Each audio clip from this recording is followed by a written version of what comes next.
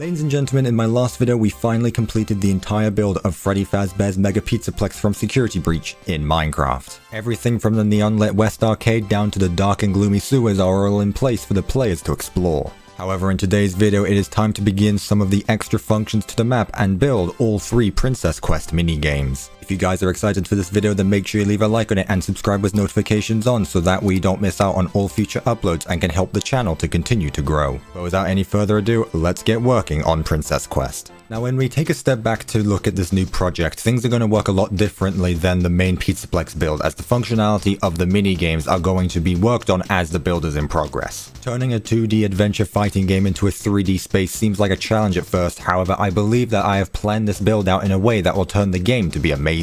Another gameplay mechanic that will be worked on in order for this recreation to be as accurate as possible are the fire pits that need to be lit in order to continue around the castle, all of which will be functional with the help of command blocks. Before we can get into any of that, however, the structures of these minigames need to be built in order for us to get to work, so let's go ahead and build the map for Princess Quest 1.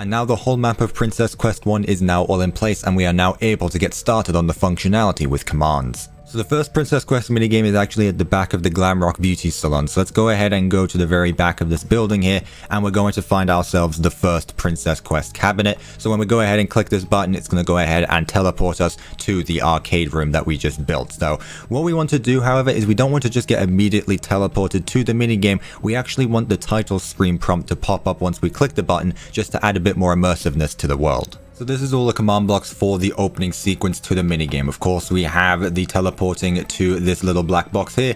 To the left of that command block, there's 2 other command blocks that are going to be for the text command. Now, I know there's the updated version of the Princess Quest text. However, I decided to go with the more original version of it, which has the working title subtitle underneath it. So let's just go ahead and test this out quickly. So when we're going to go ahead and hit this button, you can see it says Princess Quest working title. just like that. And of course, when we're in that black box, there's going to be a black border around it. This command block to the right of it gives us blindness, so that way when we enter the world, it gives off unlocks this kind of like world loading in kind of effect, which I'll show you when we actually go ahead and test this all out for itself.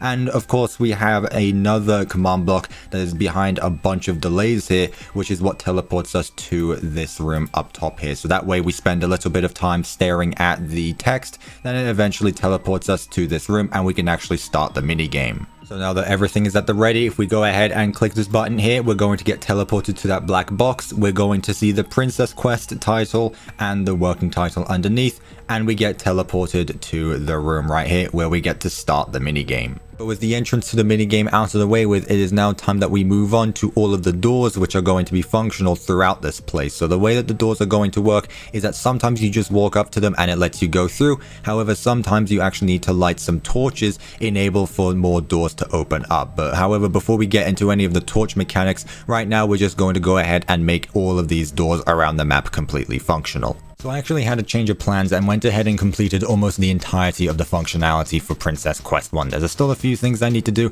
but most of the functionality is all in place. So we'll go ahead and start by showcasing off these doors here. So you can see if we go ahead and walk up to it, you can see that the door opens up with a really nice animation. I was so happy that I managed to get an animation like this, especially since we're working with a wider door. And this is how all of the doors in the Pizzaplex are going to work as well. So you walk up to it and the doors open up just like that. So we can go ahead and run through to the next area. The door is going to close behind us. It opens up again. There's still some things I need to work on for these doors, but you can walk through it once again if you would like to go back to the room you were previously in. Now when it comes to these stone doors, however, there's a little bit of different functionality, as you actually need to light these two lanterns enabled to access the next area. So if we go up and run to this door, you can see that it does not open just like that, and that is because we need to light both of these candles here. So if we go ahead and grab ourselves some flint and steel and light this torch here, you can see it doesn't open, and that is because we need both lanterns to be lit in order for the door to open just like that. And now we are able to go through the door and go on to the next area, and we are also able to go back just in case we want to, so we can go back through just in case we missed anything in any other room. And just to put this in perspective, here is all of the commands that have been put in place so far. You can see there's quite a lot of things. Now this is just all of the slideshow doors for the animations itself. It takes each one of these door frames and adds it as a snapshot, and this is how we are able to make the door to be animated just like that. But you can see all of the other commands that are all over the place. Some of them are just what make the door functional and make the door's animation itself, and some of them, like this one here, are what are needed to open up the next doors. So for example, you need to light every single one of these torches, which link to these command blocks, which eventually open up this door at the end of the corridor here. It looks pretty complicated, but honestly, I really like the way it's turned out, and I think it's really cool the way it works. I'll go ahead and show off a different example of this room here. So when you go ahead and light up this torch, a bridge appears and you are able to cross this chasm here. So we go ahead and light this torch. You can see that the little stone bridge appears, and now the player is able to go across the bridge and over to another area where of course this door opens once again.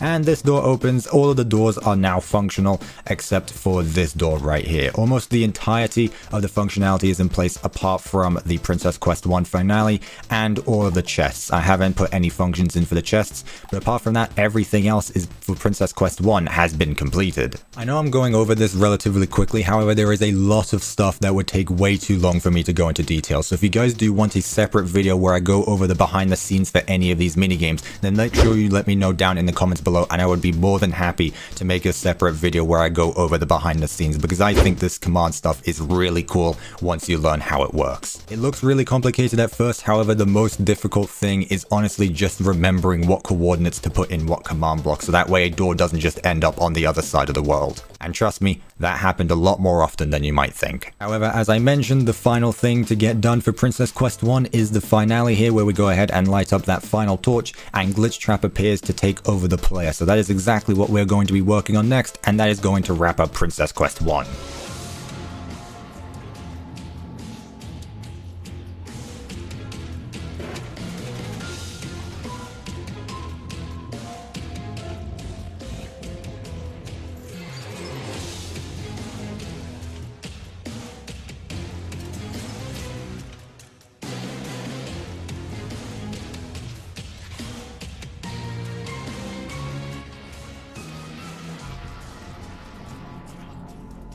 And with that, the entirety of Princess Quest 1 is now all completed. Not only did I go ahead and build the finale section that you just saw in that time lapse, but I also went ahead and finished up all the functionalities to make this place work exactly like how it does in Security Breach. Now, while I'm not going to show off the entire minigame right now, I'm going to leave that till the end of the video when I play all 3 Princess Quests together. I do want to show off the finale sequence over here just because I think this is probably the coolest thing that I've built in the Pizzaplex so far. So if we go ahead and light the final torch here, you will see that glitch trap shows up here with the text at the very bottom there. He traps us in this room with this moving pixel art, and then we get teleported back to the arcade machine that we used to teleport to Princess Quest. I am really happy with the way this turned out, and I think it's probably the coolest part of the entire Pizzaplex so far. But with Princess Quest 1 now completely finished with, it is now time that we move our focus over to Princess Quest 2. Now this map is a little bit bigger than the first one and has a little bit of a change of scenery. So instead of just the bright castle setting